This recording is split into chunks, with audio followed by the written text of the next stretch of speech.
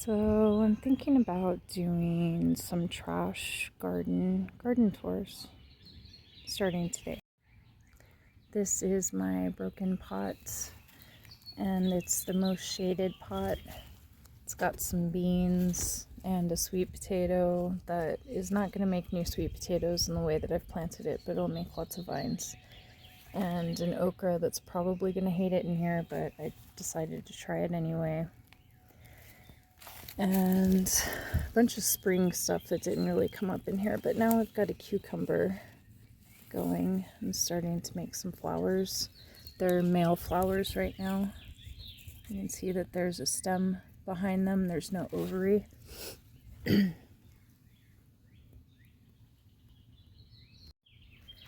This is a tomato that I picked up at the local nursery across the street. I did not grow it, and it's a hybrid, so I'm not going to save seeds from it, but it's a cute little tomato.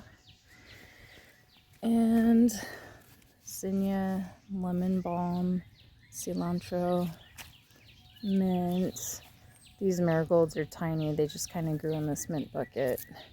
And the snapdragons just finished blooming. There's the last one of those. Coleus and peas, lots of peas. They're so tasty. I have seeds if you want seeds. I've got lots of seeds, pea seeds. In the dinosaur portion of the garden, I've got a little herb garden going. Here's some lemon thyme. There's a little strawberry, catnip, alpine strawberry in that pot. This is a new mojito mint. Dinosaur girl. Chocolate mint. Being guarded by a dinosaur.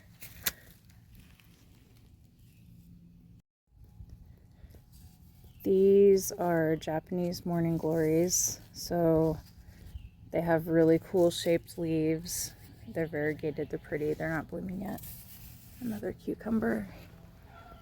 And all of the trellis space for the cucumber to grow up.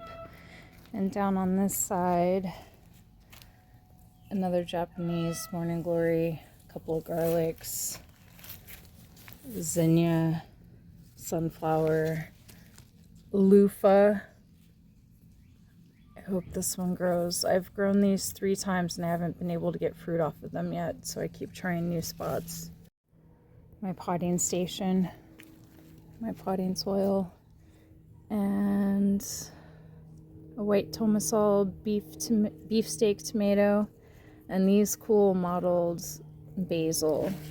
They just reseeded. Last year I grew a red Genovese type and it crossed with my Thai basil, and then some of the offspring came out mottled. They're really pretty. And these are Brad's Atomic Grape tomatoes. So all these little tomatoes I started from seed. They're all heirlooms.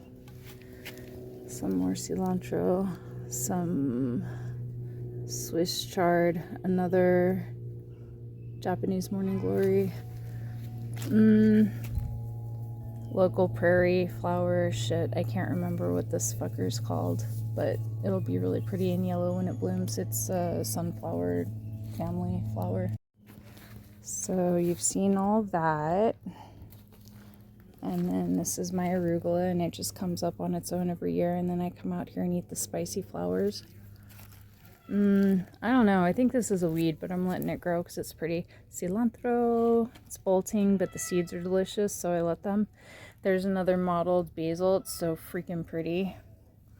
And this is another of the prairie flowers, the daisy type. And those are white turnips, and they're very small, and it's going to be hot, so these are going to bolt before they even get big, so probably should just eat the greens. Other side, we've got another snapdragon that's just on its last blossoms, but these will grow. They'll do more flowers soon.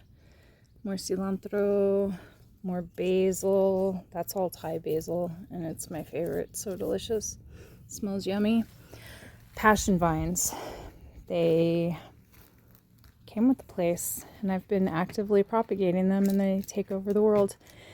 And they will be covered in butterflies, and it's the best. There's my cherry tomato. And over here in this pot, I have Armenian cucumbers and little muskmelons. And I kind of fucked up because Armenian cucumbers are actually melons, which means that they can cross-pollinate with each other. And here's those melons from the other side. It's still early. Nothing's giant yet except for this beautiful cherry tomato that I also got across the street at the nursery, which is why it's so big already, covered in fruit that is already starting to ripen. Slowly, but getting there. This is a delicious salty chard. These are my basil nursery beds, basically. I decided because the basil just dropped all of its seeds and made a whole bunch of babies, and I've just been pulling them out and transplanting them around. They're really easy to transplant. They don't really mind their roots being disturbed. And then in the ground over here, I have lemon balm that comes back on its own. It overwinters. And there's a few more muskmelons. And then on the other side of this tomato, this is basically the side of the house, I just have a bunch of little babies planted along the fence. So this is another Brad's Atomic grape. And then this is a bean. It's actually going to get big pretty soon. I don't know what kind it is. I think like a green snap bean. Way too many seedlings down here. I just dumped a bunch of cosmos and okra. There's another bean.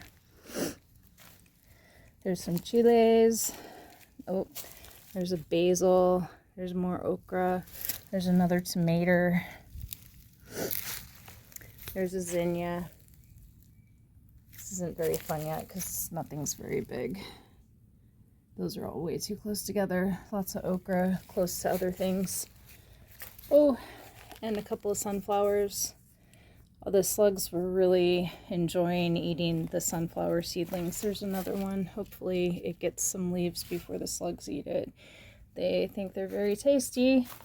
And that is a little watermelon. And another bean. So it looks like nothing over here, but in a month it's going to look really cool. So I'm going to try to do these once a week so we can see how everything changes and grows and gets real pretty. This will get all green and crazy and shaded. But I'm really proud of it because it's a lot of old pots and buckets and seeds that I saved and plants that I collected and plants that I've cloned and propagated. And I'm going to get some tasty stuff out of it. So I guess thanks for watching my weird garden video. Look at these peas. They're so tasty. They're sugar snap peas. I think they're like magnolia blossom sugar snap peas. So good. I almost forgot, back here on my porch garden, cactus bloomed. It was very fully open earlier. It's closing up now. So pretty. And that coleus behind it.